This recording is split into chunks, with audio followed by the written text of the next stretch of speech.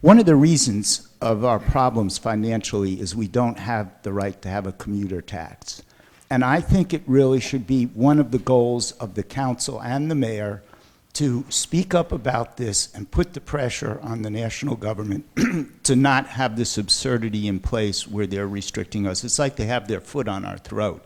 And I think it has to be continually pounded away at them that this is being done to us so that the rest of the country knows. Well, first of all, I love your haircut, by the way. It's really nice. Thank you. You know, for those who don't know, I was chair of the Statehood and Self-Determination Committee. And part of the work we did is exactly what you're talking about, is how to figure out how to deal with our plight here in the District of Columbia not being a state. And that has, because if we were a state, and I'm not suggesting that this is what would happen, but we would have the power to do it. We could put a toll booth up at Chevy Chase Circle. We could put one on Key Bridge. You know, we could do some things, and then we could deal with some of those commuter tax issues. So we do have some work to do. As you can imagine, it's an extremely politically sensitive issue for the surrounding counties. So we have a lot of work to do. We're going to keep being aggressive. As you know, I talk about statehood all the time. And then whenever I utter, most elected officials don't like saying the word commuter tax, because if they do, that means that people from outside of the jurisdiction will not help you if you're running for re-election. Well, I don't care about that because I think it's important that we continue to talk about our plight here in the District of Columbia. And frankly, a lot of these places, and they're great places, I'm sure we've all been to Tyson's and downtown Silver Spring and all these wonderful places. Bottom line is none of them would be there but for the District of Columbia. And so we need to be the heartbeat of this region, which we are. And I've gotten, as my grandmother used to say, she used to get sick and tired of being sick and tired, of us having to raise our hand for permission to do things. We should be able to do things without those kind of hurdles, and so I'm with you. We will continue to stay aggressive on that.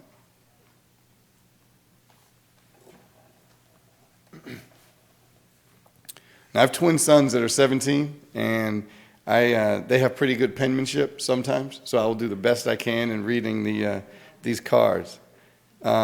The question is, what are the powers of the rental commission? What can they actually do? And how can it be counted or calculated? Oh, contacted, thank you very much.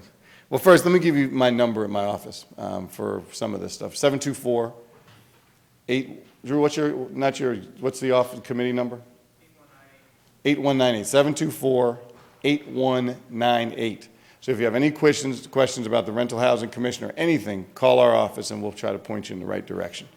If you're email people, mbrown@dccouncil.us, mbrown@dccouncil.us, or dhubbard@dccouncil.us.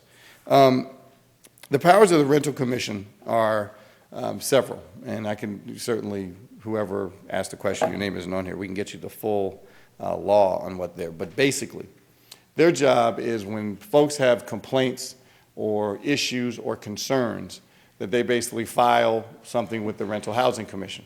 And there's a file put together, and then there's obviously investigation that's done, and then the commission is supposed, they have hearings, and then they evaluate and make decisions on what to do relative to the particular complaint or concern.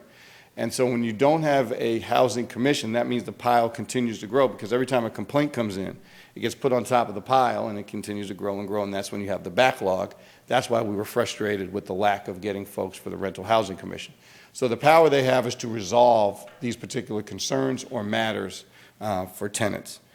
And so what they can actually do, excuse me, is to resolve those particular things, and how they can be contacted. I think I gave you that information for you to contact us. I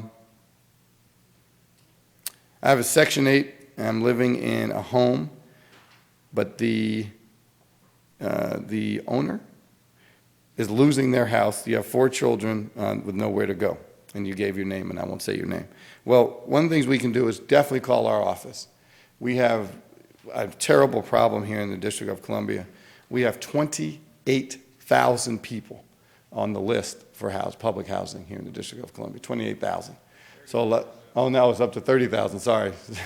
That's been updated. So there's been some discussion, frankly, about whether to cap that list and turn it off.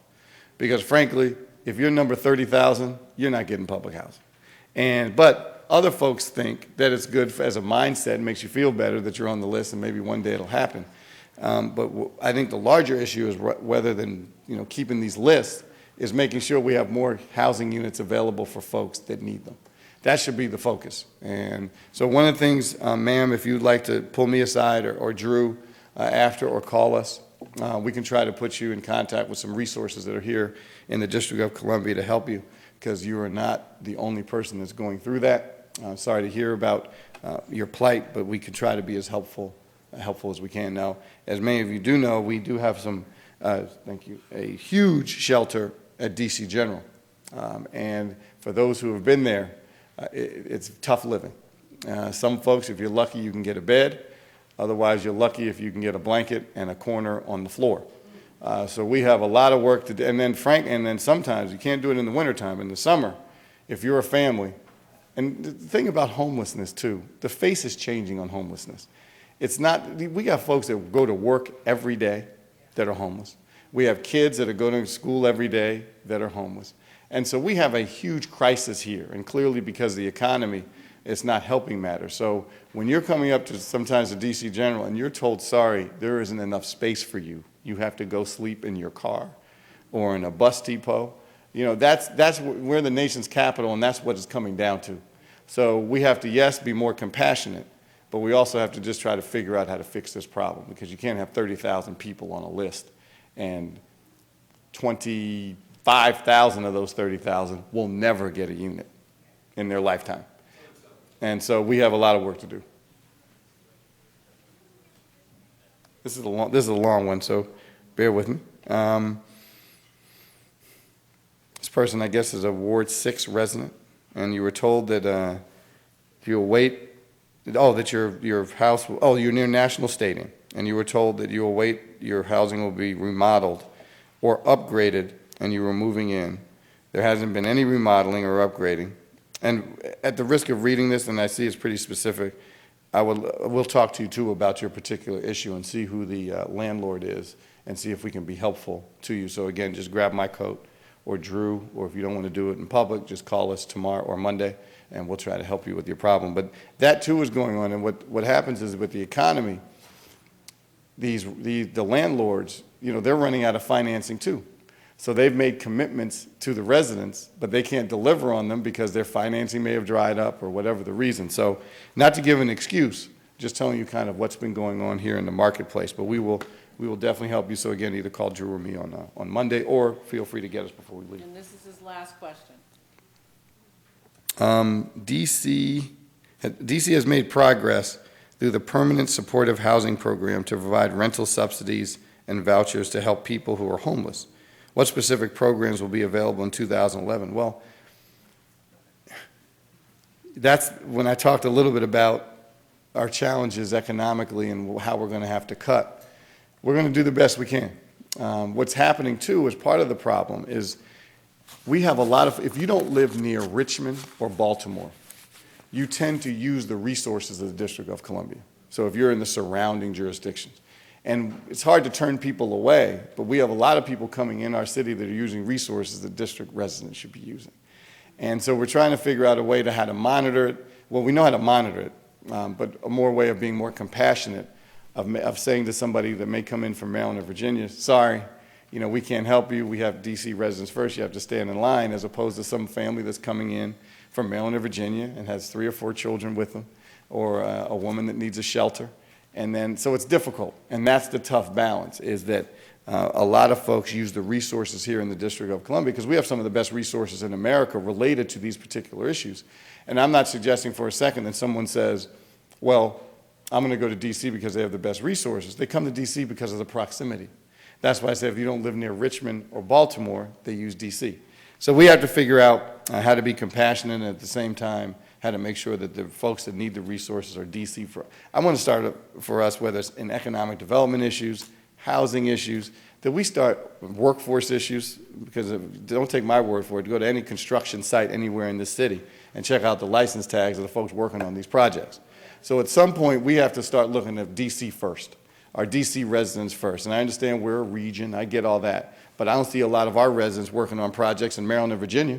So they're taking care of their folks. Maybe we should take care of ours. So we have,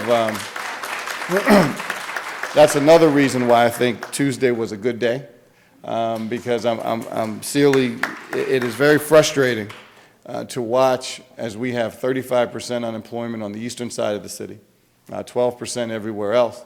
And these are folks that have worked before. So it's not like these are new folks into the market. These are folks that have had a job and now don't have one. And I'm sure it's extremely frustrating every time folks see a crane go up. And then you're watching these cars from Delaware, North Carolina, West Virginia, Pennsylvania, Maryland, Virginia, that drive here every day. They get up at 3:30, 4 o'clock, come to the city, they leave. That's part of why we have second worst traffic congestion in America. And they leave and take their money and resources and go to another state. So whether it's a commuter tax issue, whether it's hiring DC residents first, we have a lot of challenges. And so hopefully, this new administration, I think will have more patience and more tolerance to make sure DC residents get taken care of first. So thank you very much.